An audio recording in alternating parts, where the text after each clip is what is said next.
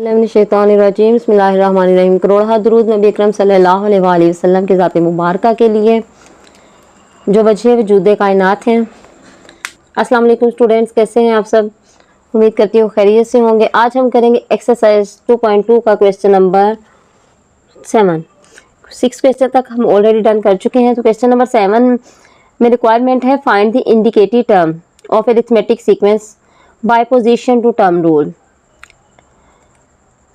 Arithmetic sequence हमें given है, term rule के ज़रिए, पोजीशन टू टर्म रूल के ज़रिए हमने जो वैल्यू हमें गिवन है हमने वो फाइंड करनी है।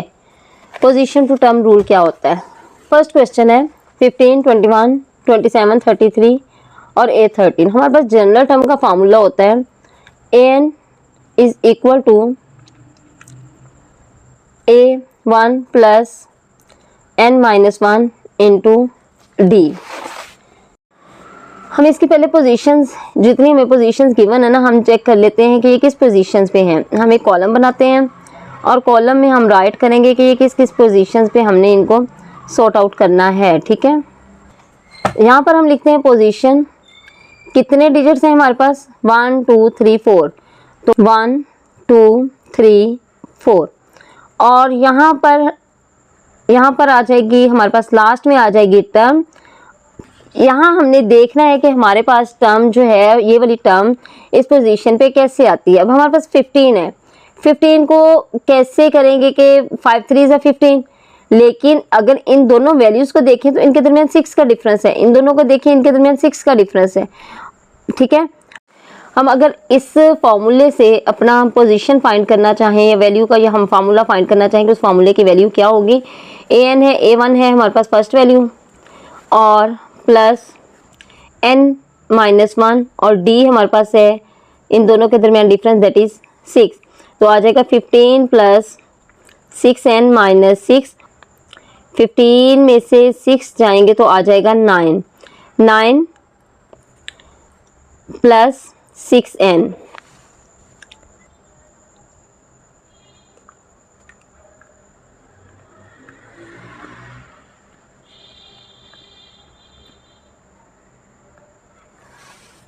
ठीक है, अब इसमें अगर हम पोजीशंस ले लें, n हम ले लें, n इज इक्वल टू 1 2 3 4, ये 4 तक तो हमारे पास वैल्यूज गिवन है, हमने 13 वाली फाइंड करनी है।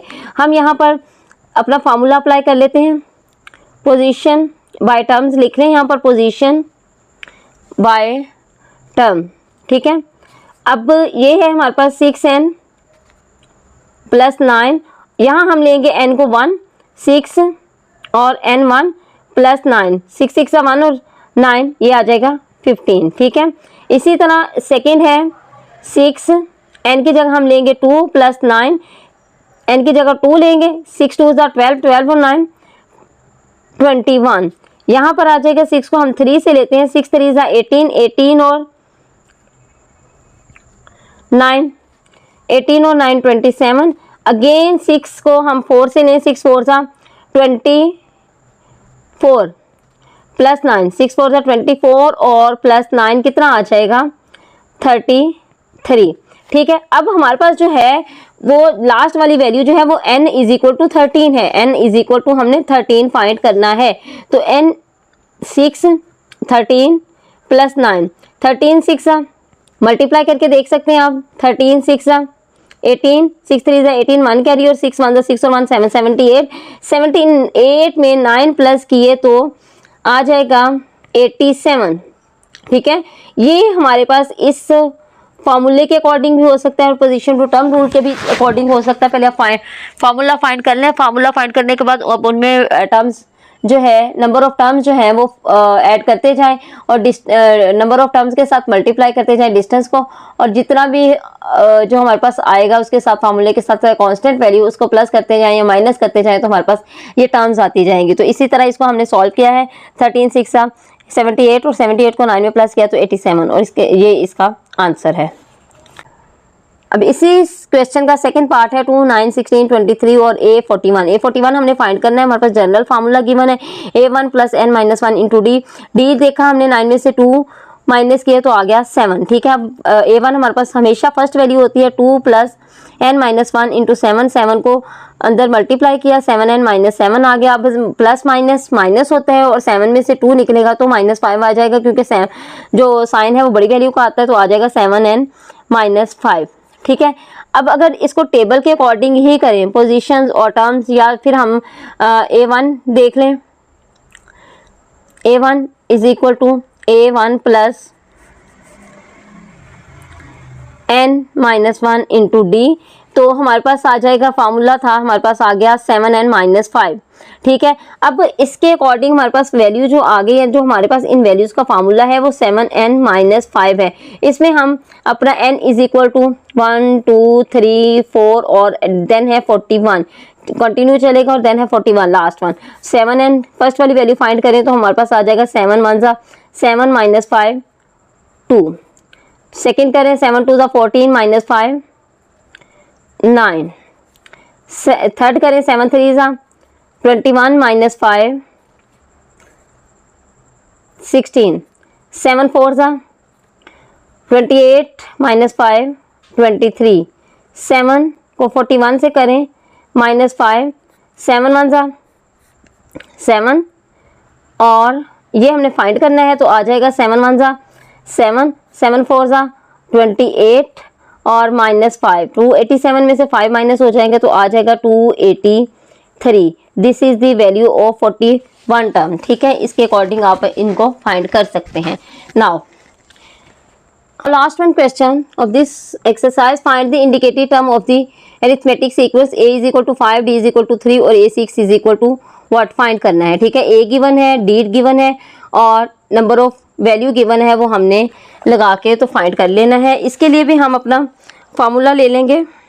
a हमें गिवन है 5, d गिवन है 3 और a6 गिवन है, जो कि हमने फाइंड करना है। n इज इक्वल टू हम यहाँ ले लेंगे 6, जो n हमें गिवन है वो क्या है 6। तो हमारे पास फार्मूला क्या होता है, a plus n minus 1 into D. अब d भी गिवन है, a भी गिवन है और नंबर ऑफ टर्म भी गिवन है, n भी गिवन है। तो इसमें हम पुट करते हैं, a हमारे पास है 5, n हमारे पास है 6 माइनस 1 और d हमारे पास है 3। 6 में से 1 निकलेंगे तो 5 आ गया, मल्टीप्लाई बाय 3, तो क्या आ जाएगा 5 3 जा, पहले मल्टीप्लाई का सॉल्व होता है, 5 3 जा 15, 15 और 5 20, तो ये हमारे पास 20 आ गई।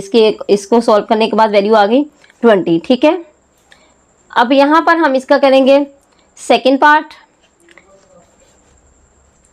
सेकेंड पार्ट की वैल्यू है a is equal to 12, d is equal to 2 and a5 is equal to what find करना है हमने, a5 is equal to find करना है। ठीक है, नाउ अब इसको करते हैं, फार्मूला वही है हमारे पास, a plus n minus 1 into D. a है 12 और n है n is equal to 5, 5 minus 1, d है हमारे पास इंटू 2, 5 में से 1 निकलेगा 4 और 4 2 जा 8, 12 प्लस 8 इज इक्वल टू 20। इसका भी 20 आंसर आ गया। ठीक है, now number third, the value is a is equal to 5, d is equal to 5 and a10 is equal to what, n is equal to अब हमारे पास आ जाएगा 10 और बाकी वैल्यूज हमारे पास गिवन है। अब फार्मूला है a plus n minus 1 into D. a है 5,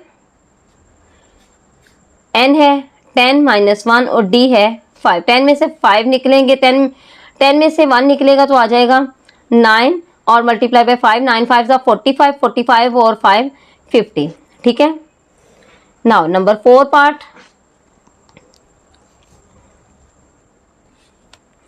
a is equal to 9, d is equal to 3 and a15 is equal to हमने फाइंड करना है, तो n हमारे पास आ गया 15। सो फॉर्मूला है a plus n minus 1 into D और a है 9 प्लस n है 15 माइनस 1 और d है जी 3। ठीक है, 9 प्लस 15 में से 1 निकलेगा तो 14, 14 3 जा